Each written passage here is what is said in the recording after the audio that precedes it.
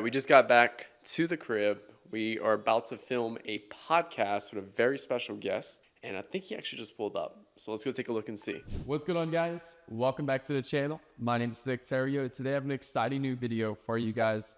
Today I have the one and only CT, the Disruptor, on as a guest speaker for you guys today, jamming out on a few controversial things going on in the community right now. So with that being said, let's dive into the video. 2-building co-op in '78 for $30,000. Okay. Now Chelsea, that's by Manhattan? It's in Manhattan, yeah. So it's like south of Times Square, above Wall Street. So it's in between like the very rough, like, so it's in between Central Park and like the financial district. Okay. So it's like Chelsea, there's Meatpacking District, there's Tribeca and stuff like that. But it's Flatiron Building and all of that is like right north of all of that. I don't know, man. Nice. I haven't been to New York. Like, I've been there like 3 times and I got suckered into buying the spot. But like her aunt is, as she would say, a Jew of a certain age. And so they moved to Florida. Might as well keep the property in the family. My wife learned how to cook in that kitchen when she was like 8, 9, 10, cooking Hanukkah and Thanksgiving and Christmas dinner. Historic value to it. Yeah, so it was funny. I was talking with Max, Marketing Max, the newsletter dude. Good guy. Friends with Dylan Andrew and Philip Rivers and that whole crew. I was talking with him yesterday, and he's like, man, it went 50x in the last 40 years. So you're telling me in 2060 that place will be worth like 100? And I'm like, well, shit, I guess. Not that I'll need that money then, but whatever. Yeah, dude. So what brings you out to LA?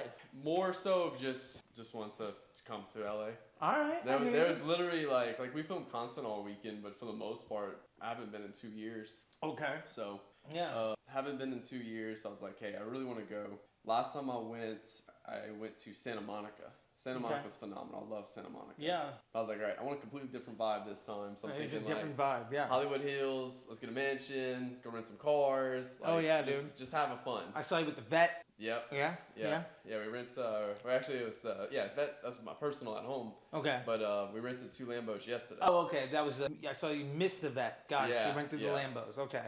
Yeah, so Lambos were fun. It was fun, but trying to learn a whole new vehicle in a city with like you never been in was a challenge. Oh, potholes, homeless people, things coming fly. Yeah, I get it. That sounds like having fun though. That was something different though, because when I went to Santa Monica like 2 years ago, the homeless was really bad. Yeah. But I feel like it actually cleaned up a lot since I've been here. No, it's funny. My family that's visited has said the same thing, and I think it's just a change in leadership, and I think COVID had a big part to do with things, and just who knows. But yeah, I mean, everywhere it's a lot cleaner than it used to be, which is nice. It's awesome. It's good to see. It's a beautiful city. It's different. I'm a very big Miami guy. Yeah. Miami still has my heart and soul and everything. Of course, man. It's a vibe, dude. It's weird because they're both beach cities. They're both very similar cities in terms of like the attitude of people. Yeah. But like you still get a whole new experience at the same time. Yeah, absolutely. My buddy John Snow, he's a Miami guy. Snow agency, right? Yeah.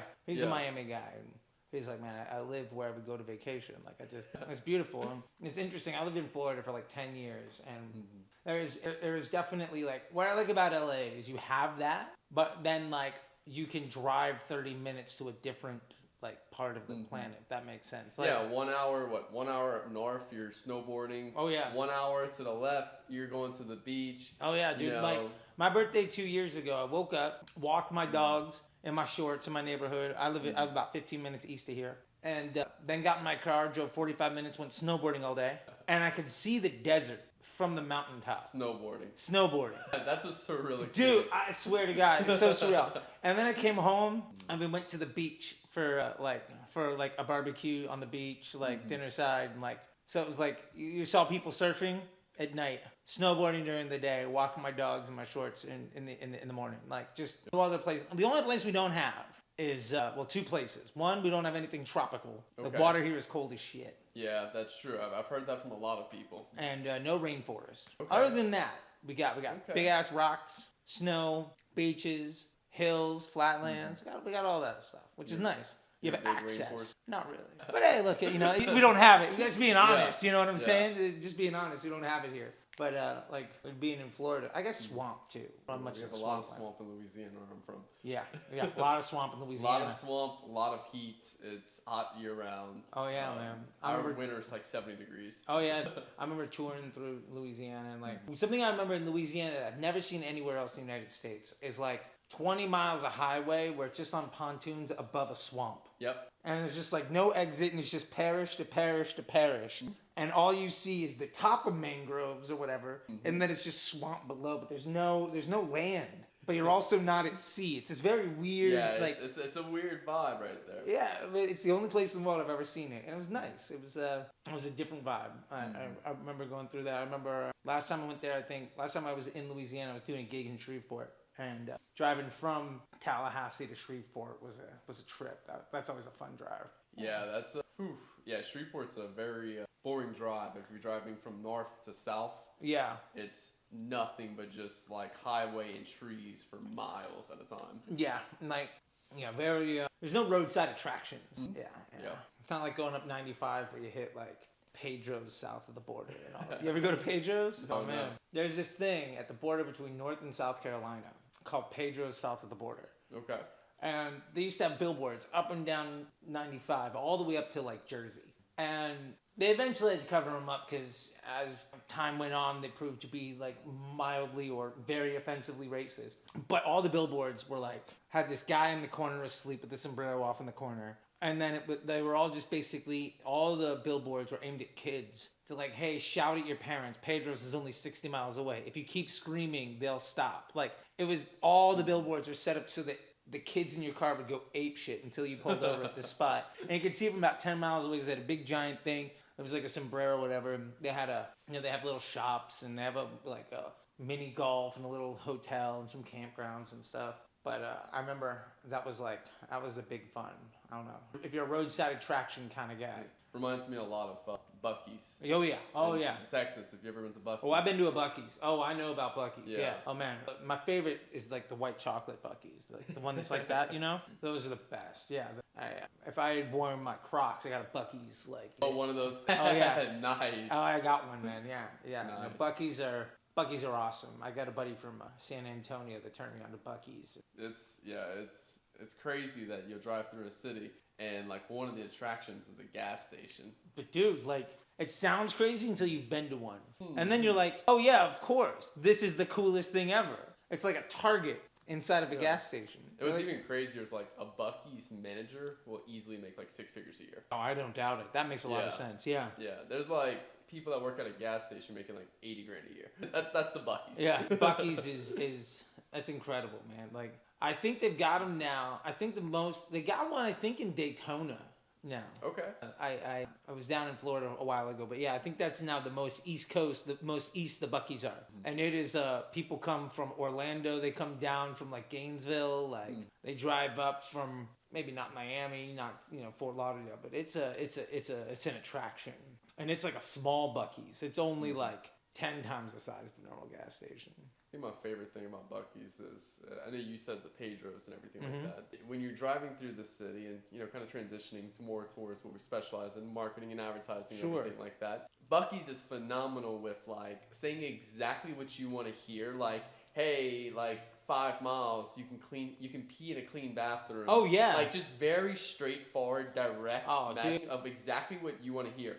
Clean toilets, things like that. Yeah, and the corn nuggets and the well, that's a good point though. The bathrooms, they're always the cleanest things ever. It's like the exact opposite of like a Flying J's. Yeah. But yeah, Buc-ee's is awesome. My buddy got married in Texas, and we got him a whole bunch of Buc-ee's swag for. I thought you were about to say he got married. No, he did not get married in Buc-ee's. I can see that happening right now. I mean, I'm sure people do. I mean, it is. I'm sure someone's been proposed to. Of course. 100%. I'll bet you that happens at least. Yeah. It's got to happen at least once a year. Someone's getting married. Someone's getting at least proposed to at a Buc-ee's. Yeah. That's the cool thing about like Buc-ee's, for example. It's like from a consumer perspective, all they did was listen to what people hate about other gas stations and literally just said, all right, we're going to make a gas station with none of those problems. We're going to add more fuel pumps so you do not have to wait for anyone. Yep. We're going to make the bathrooms as clean as possible. Yeah, you can eat off the floor at the buckets. And then we're going to offer everything in there that they could possibly need for their road trip. Oh, yeah. Boom. That's it. The best beef jerky, the best chocolate bars. Like, they got fountain drinks all over the place. Yeah, the like beef jerky is phenomenal. Oh, yeah. And they like, cut it off the thing. They're prepping for it right there. Like, it's a decent deli. It's the best. Yeah, the roast beef sandwiches, phenomenal. 100%. It's like, you can go to Hardee's or you can go to a Buc-ee's. I'll go to the Buc-ee's. Things are great. Roast beef with the with the cheese. Yeah, good stuff. Last time I went, I got a spicy chicken sandwich. Oh, yeah, dude. And they had a Chick-fil-A not too far away from it. And I was like, I know exactly who they went after with that one. It was phenomenal as well. Dude. Those are good things. So where are you going to dinner tonight? Nobu. Okay. Nobu. Okay. And I was actually upset because I thought we booked the. I didn't realize there was 2 Nobus. Oh yeah, there's 2. Yeah. There's Malibu Nobu and there's Los Angeles Nobu. So we're going to the Los Angeles one. And I spent like an hour on the phone earlier with the Malibu one. Like, hey, can we please get a reservation tonight? They're like, no. We have like a waiting list of people just trying to get a reservation for tonight. Oh yeah. Where else have you been in town? Let's see. We went to Hollywood Boulevard. We went to Rodeo Drive today. Santa Monica today as well. We went to Santa Monica last night as well. Santa Monica has some of the best, I would say, bars and clubs. Sure, that makes sense. In LA. You know, not like the hardcore stuff, but like just some pretty good like little dive bars. It's a great place to go spend time. I mean, that's the economy. Yeah. Yeah. So, and then I think that's probably the main things right there. All so, right. yeah. You're doing a Hollywood Hills trip. That makes sense. You're hitting all the nice joints to hit. You're not doing the. I didn't hear any car wash parking lot taco switch. Next time Is that something that you recommend? Oh, dude, if you got that, I don't trust a taco spot here in LA. There's 3 things that will make me trust it. 1, it's got to have a pineapple on top of the spit. Otherwise, just keep going. 2, if there is a line and it's in the parking lot of a car wash. Okay. Guaranteed that it's going to be good. Phenomenal spot. Yeah, phenomenal spot. And 3rd one, I'm suspect if English is the first language on the menu. Yeah. But I will go up 100% gringo as hell. Just be like, look, I want chicken, pork, and a steak. And I'll try to get through it all, but like those are always the best. And then you can get it's like an LA style dog thing. They got the hot dogs wrapped in bacon outside on the street. That sounds pretty good. Yeah, I think it's like an LA dog kind of deal, but especially out on Hollywood, or a lot of times you see them at like outside of clubs or venues. And what I love is, say you leave like Dodger Stadium, or you're going to a concert, or you're coming out of the club, the further away from the front door you get, the cheaper the hot dogs get. They're like $20 up front, then they're like 10, then across the street they're like 5, and you can just keep walking. But they got they're just those are top notch good stuff. But you know, that's a different LA vibe. You can get like 100 different vibes in LA. Which is nice. That's also makes the city special. Yeah, you can find your niche, and if you get tired of that one, there's another one out there. Yeah, it's not just one vibe all around. Yeah, and I think it's one thing that I like. I was talking to some buddies, and my buddy Chase, who's at Heat Map now, and we're all in this fantasy football league together, and we were talking about it, and like New York's got an energy, and Paris has an energy, and London and all this, and LA's got like access is the thing. Like you can get to anywhere. And like I go to the grocery store, there'll be a guy begging outside of it, and then also a millionaire like movie star like parking his car, and like it's just all sorts. Like everybody's completely intermingled. Whereas like New York is more like gate kept, but there's an energy that is like buzzing off of the street. Miami is just, I mean, I don't have to tell you, just Miami's a whole other vibe. Miami, you feel like you're in a different country. Yeah. That's the easiest way to say it from there. I mean, it's a beautiful thing, though. It's I've been to Miami more than a few times. I remember, I think the last time I went to Miami, I ended up on a beach at Ultra. Okay. By a tent that was being propped up because it was hooked up to a hose, trying to lower my heart rate for about 2.5 hours. It was a good time. I found myself at the front of a jungle tent. Wow. With my face melting for about 4 or 5 hours, and I had a good time. I walked away a happy guy. That sounds like a fun. Pretty sure I lost about 15 pounds that day. Good times. So what? You're kind of shifting gears a little bit. Yeah, let's do it. What's been going on with you, man? I know we did a podcast probably about a year ago now. Yeah, something like that. Yeah. I know pretty much everyone that watches our stuff already knows who each other are. Yeah. So what's going on? What's been going on with your business? What you been focusing on? Yeah. You still, I know you've been growing your school. Yeah. And then also too, I know you have your agency too. Mm-hmm. So yeah. how's that been treating? It's been good. I really been looking at Disruptor Enterprises as a whole. Okay. As really 3 different paths. And my focus this last bit is like, I'm going to try to raise the net revenue of each one to a more or less even level. So for instance, let's say, let me get 30K take home from all 3. That's $1 million a year. That's baseline for the month, for instance. And so there is the brand builder agency stuff that we have. And in there, I only take in 4 or 5 brands at a time. And what we're doing with those are, just trying to scale up businesses.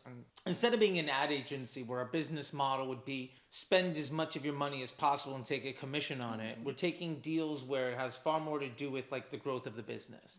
And for instance, like one deal might look like we'll do baseline and then we'll take some, if you're going to say you're going to do, say $1 million a year or $1 million a month, whatever it happens to be. And let's say you get to, we'll give you like 5 or 10% wiggle room. But let's say it's 10% wiggle room and you're going to do $1 million. If you get to $1.5 million, then we'll take a small piece of that extra, whatever $1.1 million to $1.5 million. Yep. We'll take a little piece of that until it becomes so exorbitantly expensive that we transition that into more of an ownership. And so the idea is basically we come in as a performance and growth team and ultimately earn equity in businesses. And it's sort of like my attempt of making like a Shark Tank deal where we don't have to keep money out of pocket. Does that make sense? Okay. So we're getting little pieces of a lot of growing things. And now are you getting people are coming in regular flat fee on a monthly basis, or is it pretty much just structured as, hey, equity deal? So it'll mature into that. So let's give it, for instance, we have a brand that came in, skincare business, primarily Amazon, trying to get into Facebook ads and Shopify and all that stuff. Tales old as time these days. And they were really struggling. Like they're trying to get their CAC below like $40, and on Amazon their ACoS was like 5. They were getting it down to 20%. So their ROAS is basically 5. They were basically paying like $20 to acquire a customer, $15, $20. And we were trying to get their Facebook going, or they were talking to us, and they were saying, well, it costs us like $200, $300 to get a sale. And we started to look at like the omni-channel lift and focusing on where Facebook ads was generating a halo on Amazon and all of that. Long story short, this year we basically doubled their ad budget, or for the last 90 months, or last 90 days, we basically doubled their ad budget every month. And I think last month in February, their Facebook cost per acquisition was like $130, which for them was an abject failure until they realized that they'd also quadrupled revenue and they're coming in at $30 cost per acquisition, baking and all the other things. And we're getting to the point where it will become a liability on the balance sheet to continue to work with us, where it's cash out at the front end of the business. Yep. And so at that point, we can start to have a conversation of saying like, hey, why don't we transition some of this money into a vesting equity deal? So we can work together and you can protect that cash flow and put it into the growth of the business. And so if we can also manage those relationships for you and figure that stuff out and try to work on it, then we're getting that value. And then part of those deals are also something I've done for a long time is if I take equity, what I don't want is to wait until the exit. That's what I was also about to say next. It's like, when do you get paid? So we'll get an ongoing thing. Let's just use simple numbers that aren't real for the purpose of this conversation. Let's say it's $10,000 a month. And when it gets to $15,000 or $20,000 a month, we're like, wow, this is money out of your pocket every single day. Let's put some of this money back into additional vendors or cash flow or inventory or something like that. Like that's an extra. It's a piece. Like all of it matters. And if we know that every dollar you give to us is $3 you're not making in 6 months, like, hey, let's go make more money. So what if instead of every $5-10 a month, it's like 1 or 2%, and we can start to work on that based on the current valuation of the business. Yeah. After a 6 or 12 month vesting period, we can sell some of that back to you. Mm-hmm. So all the vested equity has this maturation rate. And the people we've worked with so far have been really receptive to the idea of saying, what you're going to do is basically work for a fee and then take a lower price as we grow to build me up to the point where we're really big, and then you'll sell me back my equity so I can go find investors. Nobody's unhappy about basically being able to buy back their equity before they go and raise capital. And then we also, have relationships to help them raise capital. I'm not taking anything on that. Yeah. So to put that in like simpler terms for people, so you start off at a flat fee. Let's just say $5K a month. Sure. Hypothetically speaking. $5K a month. Then all of a sudden, hey, now you're starting to get paid out maybe 10K, 15K because you're on like a small performance incentive on top of that. Yeah, we're taking a piece of the performance above and beyond projection. Yeah, correct. And then now from there, you're like, hey, instead of paying me 10, 15K a month, let's go back to 5K or maybe a little bit less, and you take that capital and go and reinvest in your business to help you grow faster. Yeah, it's kind of like what we're doing is saying, we'll become investors. Yeah. Is the way we look at it. And the money that you're investing into that business is your fee each month. It's the fee each month, and we get that back in equity. Yeah. And then we'll say, like, hey, 6 months, a year down the road, depending on whatever we're going to go as the marketing rate, we're willing to take the gamble of saying, let's take a lower fee, and in the future, we'll just take the equity on it. So now we're even more motivated. Now, do you have a specific day you're like, all right, I don't know, let's just say 6 months down the road, okay, hey, I need to get paid, I'm so far, to put the money into something for a personal investment or something like that. I need to get paid from this particular client. Do you have a moment where it's just like, all right, hey, I've built up maybe $100,000 with you, for example. Sure. I want $50,000 right now. Yeah. How does that conversation look like? Well, that conversation basically comes to the point of there's a vesting period, and at the end of that vesting period, we have the option to exercise. And so far, we've only had to do it like once. And that wasn't because we really needed the money. Yeah. That was because they wanted to go get equity. They wanted to go get investments. And if they wanted to go get investment, well, the easiest thing we can do is sell you, to be fair, if we're like, to your point, say it's 100K. Let me buy my 100, why don't you give me my 100K back and you can go take that equity and sell it to somebody else for $200,000 on a multiple on your business. Okay. So well, now you as the owner are like, well, shit, it cost me 100K to get 200. I'll do that all day. Yeah, so like when you build up that equity in that business, you have a percentage of ownership in a way. Sure. So they want to see a sole owner from an investor. Sure. So that's why they sell you back. Yeah, and I'm not getting it at the multiple. I'm getting it at the current rate. Yeah. So now as the business owner, you're like, holy shit, I'll give you 100, I get 200 back. Yeah. Done deal. So far, nobody's ever had a problem with it. Yeah, that's awesome. And so that's a great deal. And so let's say, for instance, that's 1/3 of things. My take home on that, for instance, might be 30. And then I've got the Disruptor School, which is, I'm transitioning it more and more into an e-com business with master classes. We got the monthly membership stuff, which I've kind of put on, I've stopped accepting people to come in. I know you've got coaching stuff too, but it got to the point of, I think I have 101 students there. I can't handle 101 students. And it got to the hundreds, the breaking point. Yeah. That was the breaking point for me was the 100. And it was like, you know what? I'm at capacity. And I'm at a place where, as my wife put it, and especially as I have a newborn, the more money I make isn't going to buy me back more time with my family.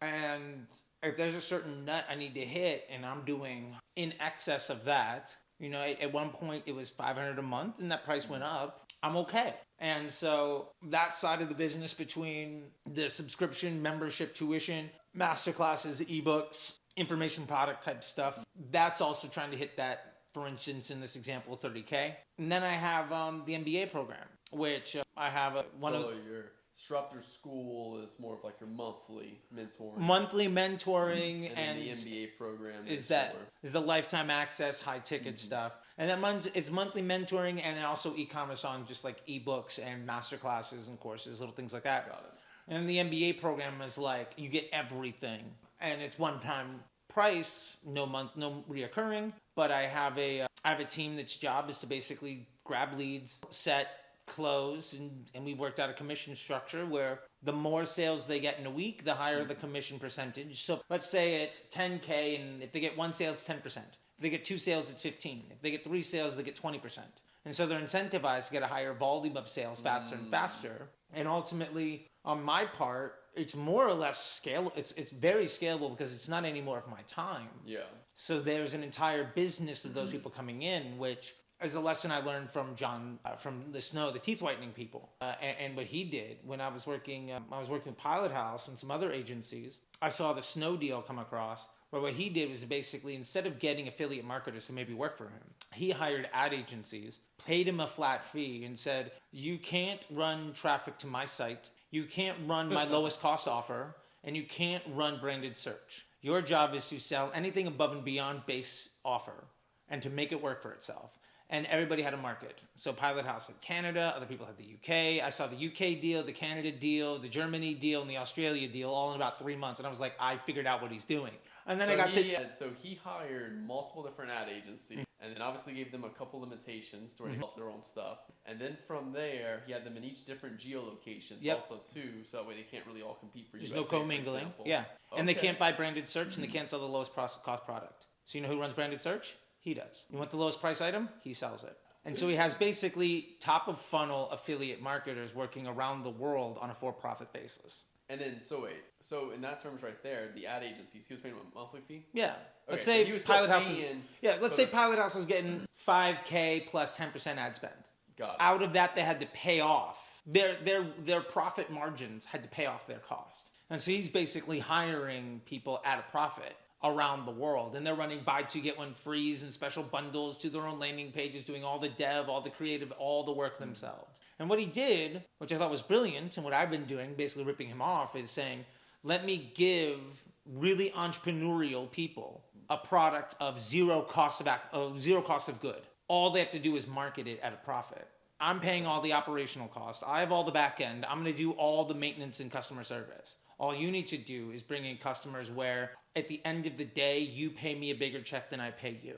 So in that perspective right there, are you looking for people to like appointment setters? Are you looking for people like salespeople? Are you looking for other people just to run ads to that product right there? Yeah, so that's all of them. I mean, it's kind of all of it. And basically what I'm doing for most folks is this. I have my internal team that is doing the closing.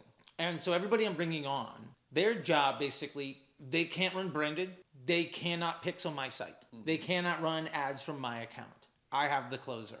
You can get paid on literally anything else. You can take any of my products, you can bundle them up and make your own value ladders and journeys and sell those info products and ebooks, courses, masterclass, whatever. If that's what it takes to pay for your ad spend, like I've got one guy that took multiple ebooks around the one campaign, built out a one campaign blueprint course. Nice. And I get so many people like, I took your course. And I'm like, you took this guy's course that he's using to pay his ad spend for lead gen to get setters to the closers. Yeah. And so he's getting all his operational costs and ad spend is basically off of a product with zero overhead.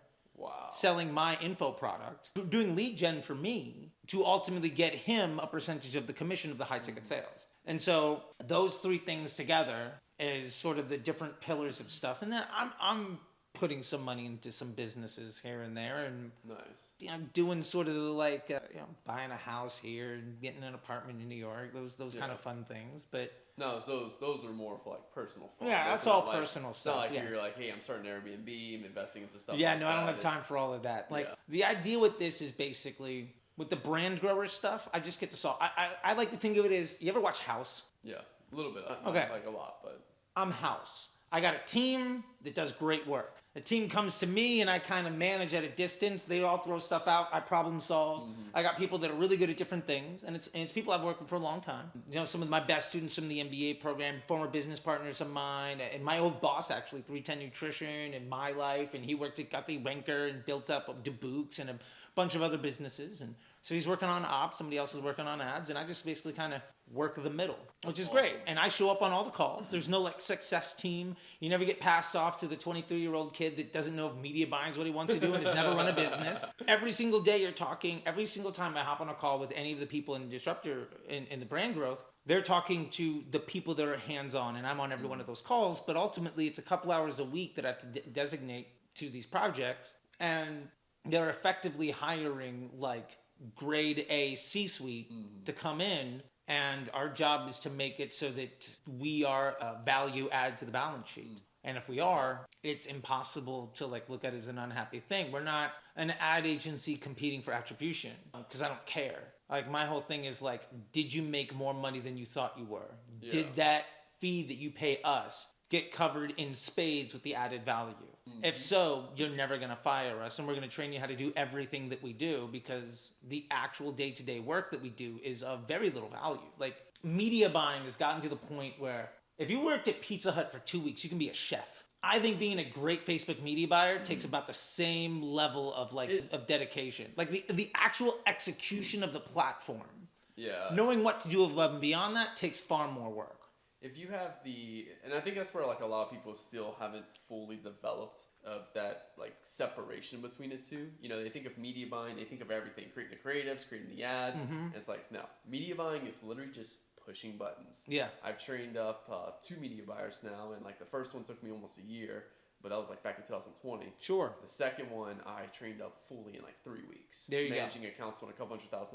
Yeah. Like if you have all the SOPs into place, phenomenal. Yeah. You know, it's literally just button pushing. That is it. Yeah. And the way I like to say it is like being a media buyer is part of a performance marketer's job.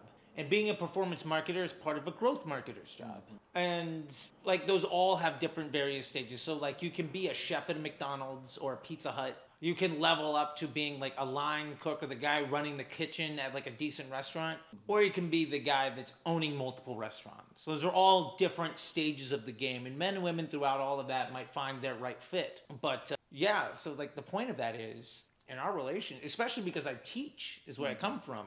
In our relationships with brands, like my ultimate goal is to let the brand do, like, let me show you how easy this is, and then get some kid, like I working with one where it's like, let's just get your son when he graduates college, let's come on in. Like, I wish I could work with Jason Panzer, but like his kid's working at Sharma, he's just crushing it. It's like, that's the kid you want. That's the person you want to come in and do this stuff, because like they're fresh, they've never been taught how to do it the wrong way. Just give them the standard operating procedure, let them get in there, get their hands dirty, make it so they don't get uncomfortable by hitting too many zeros on a screen, start seeing that number climb, and they stop thinking of it as real money, and they just start thinking of it as real people, and just do good work. Because that's all it really is. It's also, too, it's a big difference when you're spending someone else's money, and then you are spending your own money. That's a big thing. And then also, too, what your current belief is of a lot of money is. Yeah. That's also a big one with, like, new level media buyers. Oh, it's absolutely. Like, you know, we were spending $100 a day. It's a lot of money. I'm like, no, not really. Yeah. And then it's like, what's the difference between $100 a day and $1,000 a day? The only difference is zero. Yeah. That is it. Nothing else changes. Totally. I mean, I had heart palpitations trying to make it through the night when I was spending $1 million a day. Like that is uncomfortable. And I'm willing to say, like, I haven't been okay with spending that much. That is an uncomfortable amount of money. But like at some point, and it's interesting. I'm in this like little mastermind group that somebody invited me in, and it's just some like Discord channel. Oh, is that what is it Christian? I know exactly what you're talking about because I got he's also in my inner circle, and he messaged me and said, hey, I got this little Discord group. Charlie's in there, a couple other guys are in there. You want to join? And I was like, look, dude, I've never even used it. Yeah, it's the only thing I have Discord on my phone for. To be fair, I probably won't even open it. So yeah, okay, fair enough. Yeah, so I was in there, and this guy Dennis posted this thing, and he's like, he shows me the screenshot, and it's just I know Dennis. It's the campaign section, and all the stuff is blocked out, and it's like 50 campaigns, and he's like, I just got this ad account from so-and-so agency, cost cap bros of a agency that's losing numbers and trying to exit, so that's not working out, so they built a SaaS company, X, Y, and Z. Well, he's a man of God, so I won't talk shit about him, but like, people know who he is. Yeah. Point is, I know exactly who you're talking about because I know Dennis. Yeah. And me and this particular client parted ways within the first 30 days because we were switching over from cost caps, like 50 cost cap campaigns, to broad targeting single campaigns. Sure. And all I would do was see this particular person just constantly revolving around marketing Twitter, talking in threads about cost caps, bid caps, stuff like that. And then he let us go into the month. And then, Dennis took over the account. Yeah. He's a really cool guy, though. Like, no hates. He's Absolutely. phenomenal brand and everything like that. But he's, like, super deep into the cost cap stuff. Yeah.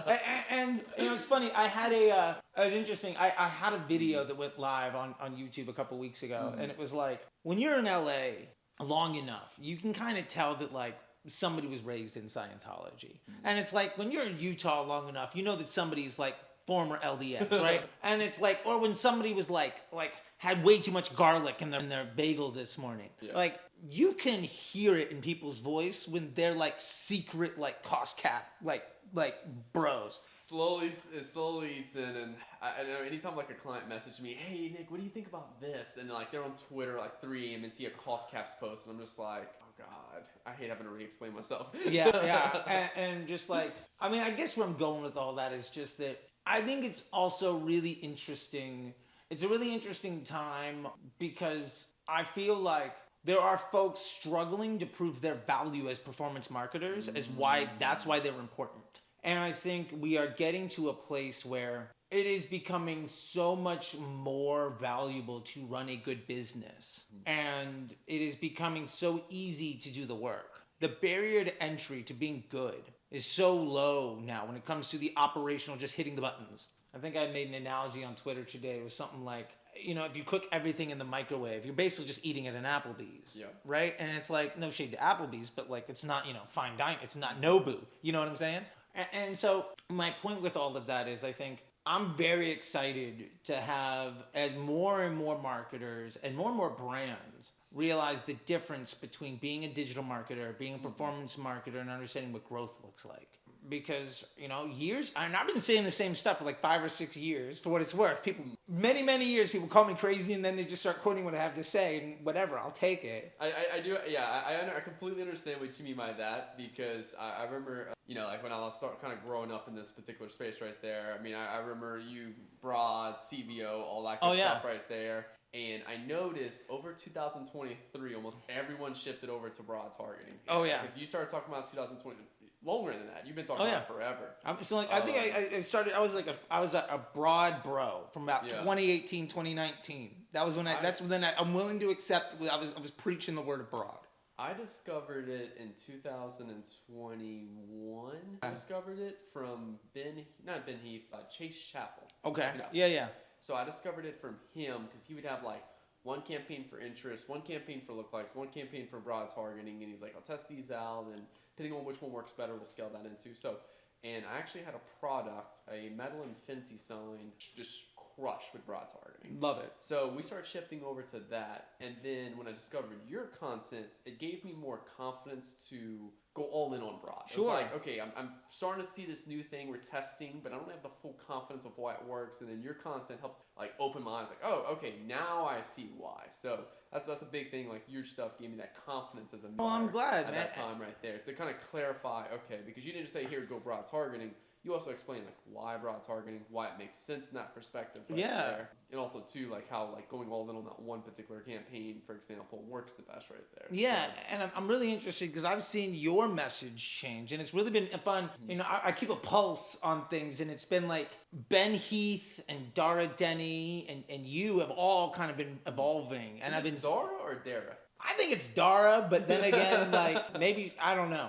I could be wrong. I just claim ignorance at this point. I'm a white kid from the suburbs. I'm wrong about about everything. But yeah, so me and her have a video we're gonna be shooting soon too. So nice. Yeah, we're gonna be doing a collab soon too. She's an amazing marketer as well. For those listening, definitely recommend checking out.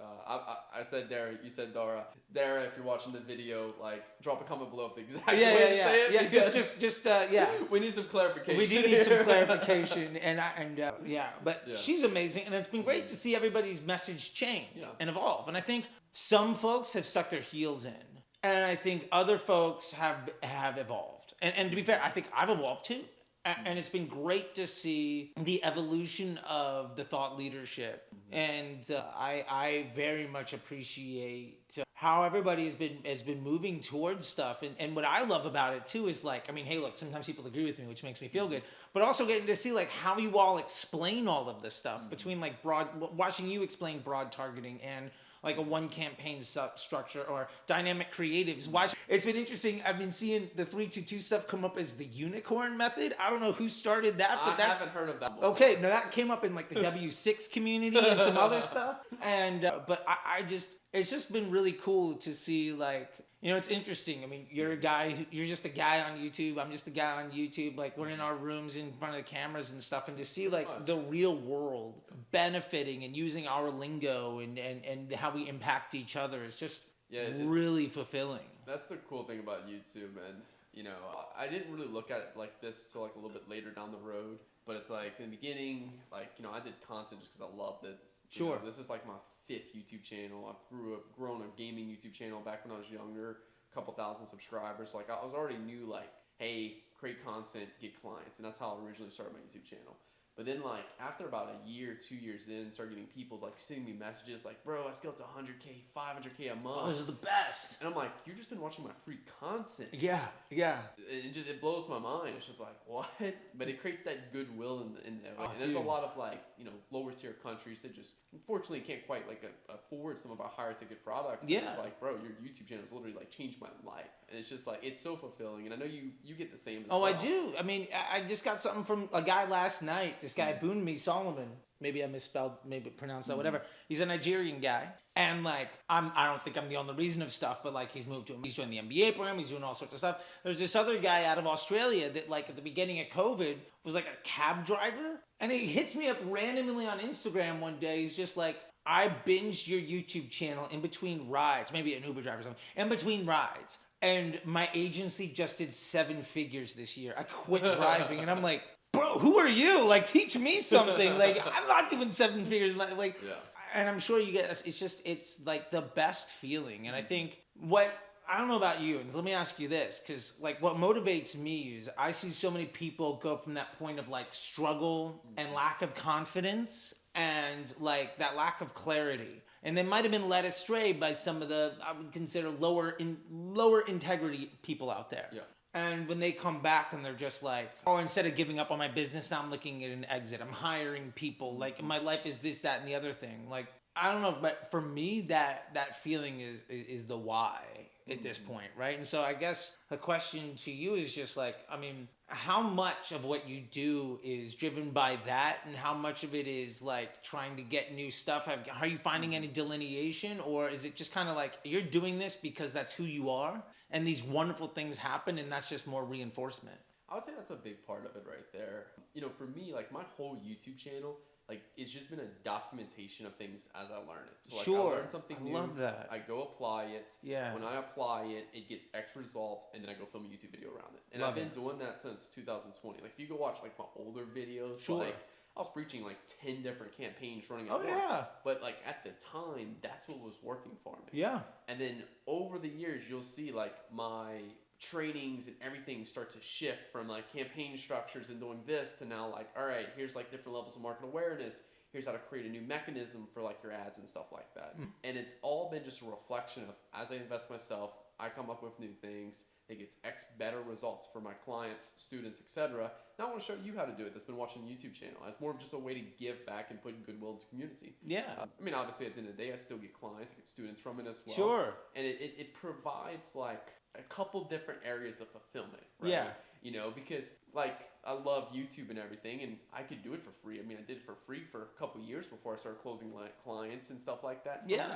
So you get the money aspect from it, but you also get that fulfillment of just putting goodwill in the space. You're helping and changing lives. You're creating a positive impact. Yeah. So it's not just like, oh, I'm learning all this, I'm being selfish with it. It's like, no, I'm literally giving it to people. I have people all the time like, Nick, create a course or something like that. I'm like, just watch my YouTube videos. I'm going to show you step by step everything. And they're like, no, Nick, your course will show me more. I'm like, no, not at all. Like, I literally show you step by step in the videos, everything you need to do. Yeah, no, I love that. And I love what you're saying is just like, it's a documentation of what I heard, let me put it that way, is it's a documentary record of your evolution and your growth as a marketer and ultimately as a business operator and somebody, and in sharing that, one of the great rewards of that is the positive impact you're having on the livelihood of other people and their families and their quality of life. Yeah, when you start thinking about things like that, I remember my first ever e-com client,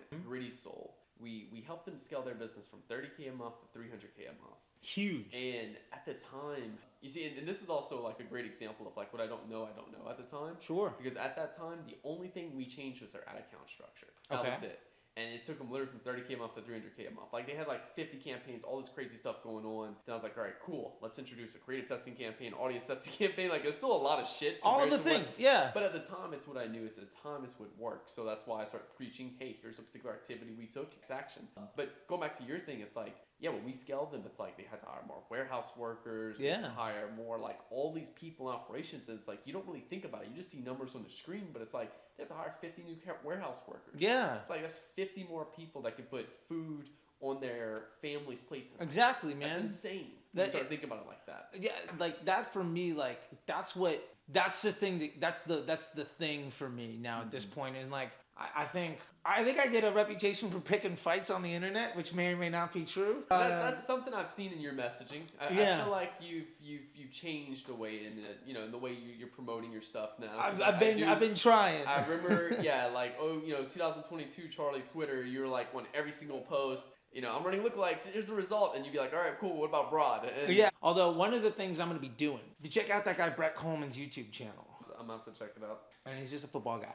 His intros are fucking gorgeous. Maybe you can help me out with this. I'm gonna show you this guy's video. Help me rip off his intro with B-roll from here. I'll say this and then we can get into more. Actually, I tweeted this out. I think us YouTubers in the D2C space, it's a bunch of assholes sitting at a desk talking at the camera. And I'm like, this shit is fucking boring. We got to do it. We got to do it. So I sent you this guy's thing. His thumbnails are different. His layout is different. What he does is in Brett Coleman as football. Fucking nothing to do with what we're doing. I'm just like, dude, it's so fucking brilliant. I'm trying to throw curveballs at shit. So now is he doing like football and talking about marketing? Or no marketing at all. Football, everything about football, that's it. Yeah, nothing to do with marketing at all. It's just NFL nerddom. But his videos are fucking gorgeous. And his intros, like his intro, he was at like some mansion in Arizona or New Mexico or some shit. And his video, like he's never at a desk. He's like walking around the fucking desert and shit. It's just, you check it out, you'll be like, okay, I gotcha. I'm just going to try to have different shit. So like I was filming up, coming through the fucking windy roads and bits and shit. Trying to just get all this B-roll just so that my videos, there can be as little of me behind the desk actually as part of the camera, a part of the shot. And I'm going to start like shooting so they can't even go to B-roll. Anyway, you were saying the difference. You shifted a little bit of the way you promoted yourself. Yeah. Also, I know your Twitter, you've been kind of, a little bit more cooler on Twitter in terms of like, trying. Like, hey, let me attack everyone that's talking about like lookalikes and stuff like that. So more just like, here's what I'm doing, here's what's working. Yeah. Here's some success stories from my students. I know you've kind of had a shift and you're kind of like personal branding as well. I will. I'd like to take as much credit for that as I can, but I legitimately have to point to the folks that have held me accountable and done good things for me in that space and have helped me out a lot directly. One, my assistant Jake, who I gave carte blanche to, he could delete my tweets. And he would call me at 1 o'clock in the morning, like, dude, you're an asshole. You have to apologize to that person. And I'd be like, all right, here's my apology. Like, fuck you. That's not an apology. That's just you telling somebody sorry if like they got upset at you being right and they were wrong. And I was like, okay, fine. But also Nick Shackelford and Robbo Rayhill helping me out and being a better person with some of that stuff. And full disclosure, like I'm a little spectrum. I'm a lot of things. And I don't see the way that I communicate with others and the way that they see it. And going to more events and being seen by more people and getting that feedback from folks was really helpful. And I don't remember if it was Rabba or Nick who said this to me. And I want to make sure that they're both in my D2C Dynasty chat, which is D2C Dynasty, going to take over the world sooner than later. Shout out to the homies. One of them said something to me, and what I heard was, there are so many people who won't hear your message because of the way you communicate. And I see that, it was this thing, I've been going at it with this guy, Nabil, about his cost cap stuff. And I'm just like, bro, let's get on camera. And Jordan West was like, dude, I'll proctor the thing. I'm like, awesome, Jordan, let's do it. And to be fair, I'm getting on with Taylor. And we're going to do something for the first time in forever. It'll be great. And Jordan's going to do it. And we're going to have a very clear, delineated conversation. But the point was that I was alienating people because of my language. And because of the way that I was speaking, they couldn't hear what I had to say. And when that crossed paths with my realization of just how dramatic the impact that folks like us have on others, not trying to prop myself up. I think people have there can be a toll booth worker that's just super nice and makes somebody's day every single day. Somebody's going to just steer left into traffic, doesn't do it because somebody said hello to him in a nice way. Like everybody in the world has the opportunity to make the world and the lives of the people that they interact with a little bit better. Yeah. And I do think that is sort of, a responsibility of us as humans if we can give a bit more than we take. But I realize that, especially in a space where what we do is help people chase their dreams and to accomplish the things that they care about and to provide for their families. I've had to change the way that I approach communication because I think, very honestly, early on, I didn't think anybody respected what I had to say. I think I was insecure about my communication, and I looked at people like, I had 2,000 YouTube followers, you had like 20. Like, who the hell's gonna listen to me, right? Or whatever it is, so-and-so's got 50,000 Twitter followers, or they've got 2,000 and I have 500. I was comparing my outsides. I was comparing my insides to the outsides of other people's presentation. And I think that, and to be fair, I got a reputation for it and I was able to back it up in a lot of situations. And a lot of people loved what I had to say because I was calling people out directly. And also too, like in like, long story short, like it worked for you. It did, and that was carried you for years. It did, and that was the hard part to let go of. Just like, what do you mean I have to? But it was like, I could be a big fish in a small pond, but eventually I had to do more than that. And just like we're talking about the growth in media buying tactics, there's a growth in, I'm 40. I turned 40 like 2 weeks ago. And my communication with others and the impact I have on the people that I meet in the world is something that I can make the active choice to improve.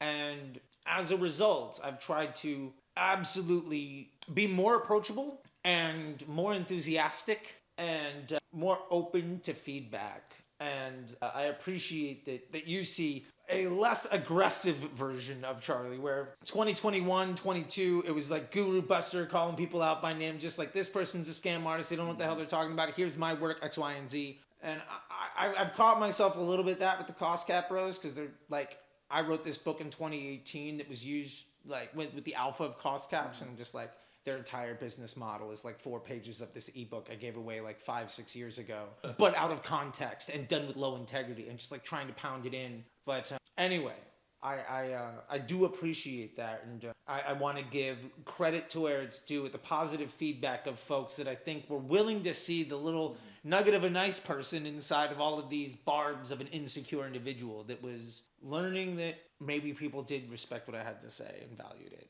and that was a tough space. Yeah, I mean, it takes a lot to be able to like, all right, hey, yes, this worked for a certain point, but now it's like we need to rebuild how we're structured. There's a lot of times in your business where like, hey, I'm gonna do this thing, it's gonna get me to here, but if you want to go to here though, who do you have to become? And sometimes that is a way of how you present yourself and push yourself out in the market. We see a lot of gurus that start off selling courses, flexing Lambos and all that good stuff.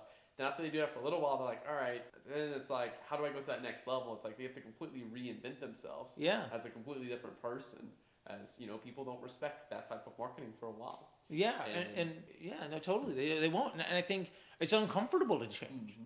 Absolutely. It's not fun. It also takes a lot. It takes a lot to be that person of like, hey, I was wrong. Yeah.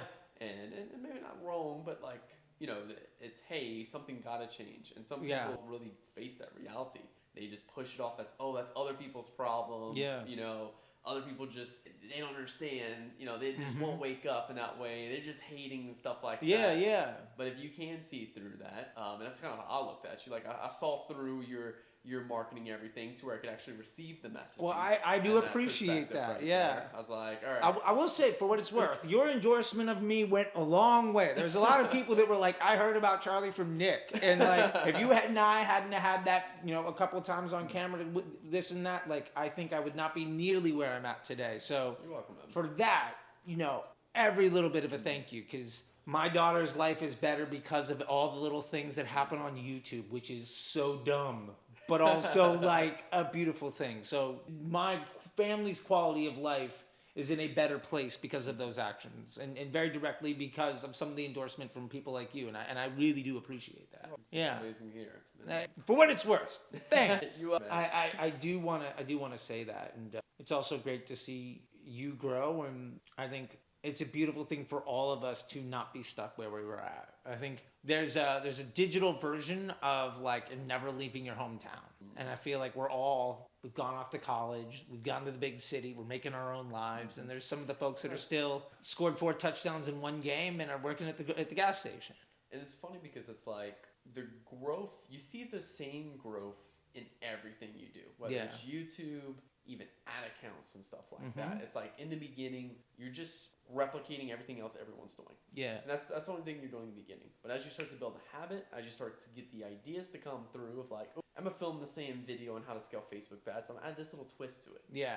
Then that's like the stage 2 in a way. You know, Yeah. we see it in ad accounts all the time. I'm just gonna replicate all the big brands, Facebook ads. That's gonna get me to here. Then you start introducing your own ideas, and it gets you a little bit more. Then that stage 3 is where you actually develop your own identity. And obviously, you know, like you said, you leave your college town, you move to a new town, and you develop your own self with your own like beliefs and everything, and don't have other people kind of like reflecting onto you with that. Yeah, you get your own fingerprint on what's going on.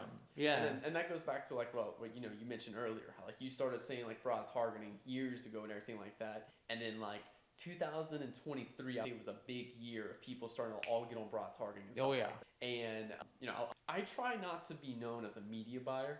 I try to stay away from that. Like I still talk about like, you know, broad targeting. Here's how we run our creatives and testing and all that right now. But like I'm trying to shift more into that. How do I become a great marketer, direct response marketer? That's what I can talk about all day. It's like the different types of hooks, the different types of markets we can open. How can we position ourselves differently in the marketplace? That's what I love. That's unique message. Yeah, and that's totally your evolution of somebody that's like, this used to be the most challenging thing. I've now taken what was challenging or something that was the great barrier and has become easy. And you're going after the next great challenge, and the next thing that was unattainable is now just another step away. And like that growth is something that we all do, you know? And I think it's interesting. I'm also really trying to do that. Like most of my content, like I'm trying to make a point of all my content this year. If I can help it, I will not shoot a video of how to run Facebook ads this year. That's my focus. I don't know if I'm going to be able to do it, but also one of the benefits of my message basically not having really changed is I just replay all the old stuff. Like on Tuesdays, I drop new videos. On Thursdays, what I did is I went back and grabbed all my videos from 2 years ago that are still relevant, where I was just yelling at a camera for 30 minutes. And my editor is chopping those up because I had the presence of mind then to do them in 3 10-minute segments as just like a radio and DJ. I used to use segments as chapters. Well, now each one of those chapters is its own video. So Thursdays videos are all just replays of 2 years ago stuff that's like been cherry picked to be the most relevant, but completely edited as new. And then Saturdays I take all my 2023 bangers and just replay them. And now I'm getting 3 videos a week where I only have to shoot once. That's pretty good. And and it's working. It's working. And then I just take everything I've got with all the interviews and everything else, and I'm throwing that into my Disruptor School channel, which I'm trying to build up. It's now past 1,000 subs, and it's just I think it's a very interesting bit of like the evolution of how we're trying to talk. And I think it's one of those uncomfortable things. Like, you know, 2 weeks ago I was like, what am I going to talk about if it's not going to be the ad account? Yeah, and you're also going to appeal to different people. Yeah, right? exactly. So like, you know, like for me, it's like there's certain videos I'll do. It'll get a lot of views, but it doesn't really do anything from like landing some more clients or more students into like my programs and stuff. Yeah. And there'll be videos that get like 600 views, and I'll close like, you know, fairly large deals from because I'm talking to a different type of buyer. Yeah. You know, like I think I have like 4 or 5 beginner videos on my YouTube channel. Sure. And they'll get like loads of views. Oh yeah, I see it. If I make a video on like breaking down an ad that spent $200,000, I get very little views because one, people's beliefs are like, what? An ad spending $200,000? I can't even comprehend that. Of course. But spending millions a year, they're like, oh yes, that's exactly what I want. Exactly. Watch. And that's a much smaller demographic from there. Yeah, and it's interesting you say that because like I'm actually curious. Do you have an idea of like the content you're gonna try to make this year? Like, do you have any general direction? I do. I'm focusing more on the marketing, direct response marketing. Okay. Because that's my long-term play. Right. That's what I love. That's like my passion area. You know? Yeah. And it's like, I want to go deeper into that this year. And that's also where it's like, we're looking at the evolution of the community, right? 2023, everyone started shifting to broad targeting and stuff. We start to see more people start to talk about creatives, but it's like a lot of people are talking about creatives even in 2022, but they weren't talking about the actual nitty gritty of what goes into a creative. Sure. Yeah. And now, you know, kind of going back to like what you were saying earlier, like I spoke about broad targeting years ago. I'm starting to see more people now talking about what I talked about in the beginning of 2023 about like looking at Eugene Schwartz with the desire, more awareness, market sophistication. I'm starting to see so many more people now on my Twitter doing like the same stuff now. Oh, dude, yeah. Of what allowed me to kind of grow. So now it's like, okay, so what I'm trying to do is, okay, how do we go deeper into that? And obviously, like a big thing is like, you know, finding new winning ads for accounts and stuff. Sure. And it's like, okay, so if a lot of people are starting to talk about Facebook ad creatives, here's how to create Facebook ads, creatives that convert, and all of the brands know that we have to test a certain number to find a winner. The person who can have the highest hit rate at scale is going to get paid the most. Sure. So, you know, I look at it like a Super Bowl ad, for example. Love you get one shot to create that ad. Yeah. So why are you testing 50 ads a week when the quality's so low on them because you're not really putting much effort into any one of them. Of course. And your feedback on it is so low because you're splitting it 50 ways. There you go. Which I mean, I won't rob your soapbox here, but I totally agree. So it's more of like, okay, everyone knows about Facebook ad creatives to convert now. Now it's like, how can we do that better? And what are the specific types of messaging and stuff that we need to talk about this year? And it's more so just it's taking it to that next level as the market evolves. No, I love that, man. That's my main focus for this year. I love that. And it's interesting, like, you're talking about seeing so many. I find that, like, the generations of media buyers, I feel like we're in, like, maybe the third generation of media buyers since COVID hit. Yeah. You know, like, it's so weird. Like, just seeing, I feel, I don't know, it's just, there's something to the internet, there's something to the access, there's something to it where, like you're saying, what you were talking about in the beginning of 2023, just a year ago, there's now multiple groups of individuals who've matured to the point where they are now at where you were. Yep. And you've got the roadmap for them. And you can kind of be 2 steps ahead of them, even though that was 12 months ago. And having that, like, and that's one thing I love about what you're talking about and what your content and how you're telling this is your documentation of the process. And it is one of my regrets is that I never got into the content creation side to do that documentation when I was going through all of the things. Because I didn't get to starting a YouTube channel till I was almost 10 years into the business. I lost count in 2018 and I was like over 500 million in spend. Like, I have no idea what it is these days. But like some of those things, there's so many nuggets and value points that are lost. And I regret not being able to capture that. But now I feel like the journey for my hope is for folks that I really found what I'm passionate about is that brand growth, is that independence and that developing a value in. So like that's where I'm trying to, oddly enough, make this year so much more of that autobiographical thing. I think my first video this year was like, this is my personal PML. This is my tax paperwork from this year. Here's like quarter to quarter. Here's how much money I made and how I did it. And then like pictures and contact information for every person on my team. That video, I think, got 800 views. And then I did another video on like my cost cap best practices for beginners. And it got like, thousands on day one. So of course, to your point, like the market, the size and everything. Well, those 800 people, like, I always like to look at it from this perspective, right? It's like, I made this video that's only going to appeal to a certain group of people. And you can go on websites that have like audience size simulators. Like it'll show you like here's what one person looks like. But here's what 200 people look like in a stadium, a football stadium. Here's what 10,000 people look like in a football stadium. Like, holy shit. So it's like 800 people. Like, when you actually visualize what that looks like, and then you think about it, hey, I created a piece of content that only appeals to that specific type of audience. I like that. 800 people that just saw basically a sales pitch in a way. Yeah. Like, we still provided a lot of valuable content. But also, too, at the end of the day, we still have some objectives of converting people into our programs. I still want my numbers to look better. I get hurt when it's a 7 out of 10, and I'm like, man, I spent a week on that. Dude, those 7 out of 10s are worse. And it's always the content, like, I planned really well. I'm like, 9 out of 10. And, like, the random video I shot of just, like, I'll toss that up. It was like, always a banger. 1 out of 10. Always. Like, really? Oh, God. Oh, man. Yeah, it's funny. I shot a video today, and it is on gift cards versus discounts and bundles. And, like, I got tripped up, and I literally had to just walk away. And, like, I made dinner, played a little Grand Theft Auto, came back. Saw that Justin Fields went to the Steelers, totally different mindset. Sat down, knocked out the script, and came over here. And, like, I'll bet you that video, because I thought about it for a week and put in so much effort, it's gonna get like 300 views. And then like another video where I was like, here are the 4 books that like I read. I think everybody talks about reading like 1,000 books and like, you know, a new book a week, all this stuff. Like I can't comprehend books. I need to read this book like if you give me 4 books, I'll read each of them 13 times in a year and I'll remember most of it. Here are the 4 books that helped me be a millionaire. Like that thing's gonna probably get thousands and thousands, and it was just like off the cuff, sat down, turned your camera on, and we just went. Zero planning went into that one. Yeah. That's funny how I don't those... know about you, but like, yeah, for me, there's times where like, no planning at all. I just sit down, record, boom. Yeah.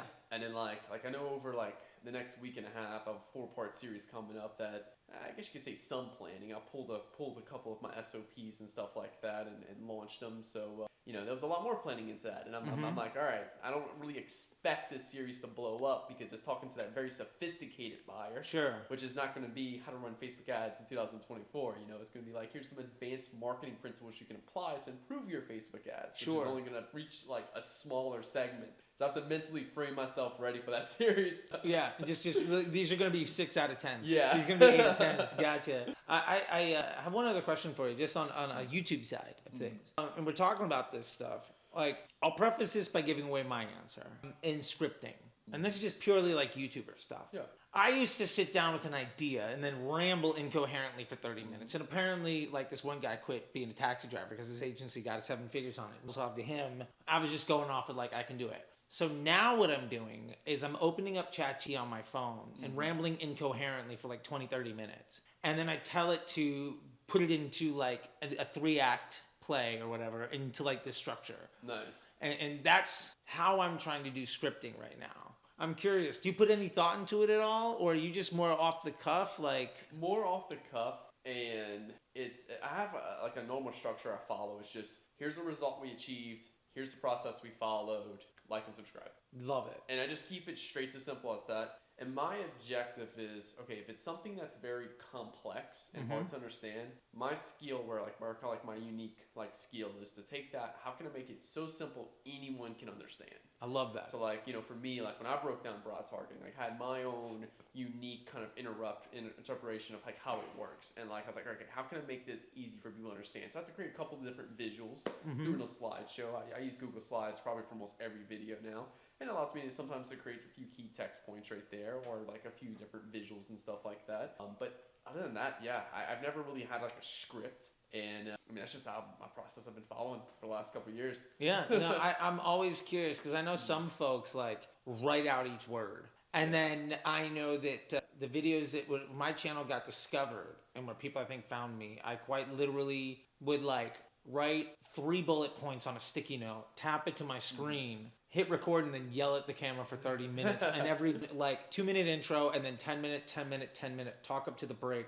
Like and subscribe every 10 minutes, and then outro, and that was it. And I've been trying to find this delicate balance between, and I think it's this is my first channel that's ever blown up, that's ever seen any impact. And so for folks like you, where this is the 5th channel, right? I didn't have a gaming channel beforehand. I think it's always fun to see sort of the arts and the crafts of it all, because your thumbnails are well thought out, and your process is there, and there's a storytelling structure that I feel like is, when I'm watching your video, I can expect the story to go in the same way. And I don't know if it's a benefit or a liability that mine are completely scattered. I don't know if it makes it more interesting or... Yeah. It's more so, it's like, for me, it's like, I understand like when you're like in a position of, all right, like I'm confused of how to run this particular thing. It's like, I don't want to have to sit here and hear about other stuff. I just want an actionable thing I can employ as fast as possible. Yeah. You know, it's like if I can't figure out something like playing Grand Theft Auto, for example, and I can't beat a certain level. Like I don't want to like sit down and listen to a full backstory and like how the game was created before they go into like how to do the cheat code. It's like just show me the cheat code and boom. Yeah. You know. Show me how the cheat code works and then boom. That way it's just as quickly as possible. And then it's like, if you want more information, boom. And then like another thing that I recently did over 2023 was that if I keep getting a common comment, then I'll start making videos around that. So that way it's like, all right, today we're going to run this particular new Facebook ad creative and stuff like that. If you're curious of how we test our creatives, watch this video. So I'll just link them to different videos so that way I don't have to dive into that. So I can still keep it to that one straightforward topic. I like that. Yeah, for me in 2023 it was, I would wake up with no real plan, and whatever argument I got in on Twitter on the day that I was filming was the video that I made. Oh, I've done that a lot, where it's like, not necessarily an argument on Twitter, but Yeah, like, that's my brand. Yeah. I know I had a client message me like 50 times why we're not running retargeting. So I was like, you know what? I'm gonna go create the most badass video on why we're not running retargeting, and I'm gonna make it full of like facts and like as much data sources as I can. So that way, anytime he messages me again, I'm just gonna drop him that video right there. Love it. Never got the comment again. Love that. That's fun. I like that as a response, man.